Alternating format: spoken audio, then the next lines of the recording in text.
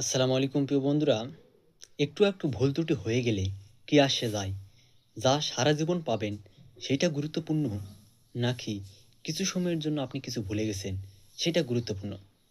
যদি আপনি কিছু মানুষের সামনে, সাধারণ মানুষের সামনে যদি নিজের বক্তব্য যদি জোরালোভাবে সুন্দরভাবে যদি রাখতে পারতেন, যদি আপনার মধ্যে মানুষকে প্রবাহিত করে তোলার যদি ক্ষমতা থাকতো, আপনি যদি আপনার বক্তব্য দিয়ে মানুষের হৃৎপিণ্ডকে যদি জাগিয়ে তুলতে পারতেন, তাহলে কর্মক্ষেত্রে আর আপনি সমাজে কত বড় স্থানে আপনি পৌঁছে যেতেন, আপনি কিন্তু নিজেও কল্পনা করে ভেবে দেখতেছেন না। সেজন্য প্রিয় বন্ধুরা, আসুন কিভাবে নিজেকে স্মার্ট করে গড়ে তোলা যায়, নিজেকে একজন আনুষ্ঠানিক ঘোষক হিসেবে কিভাবে তৈরি করা যায়, আমরা ভাবি, আমরা চিন্তা করি। যে চেষ্টা করে সে কখনো হারে না। সেজন্য প্রিয় বন্ধুরা, আপনারা সবাই চেষ্টা করুন।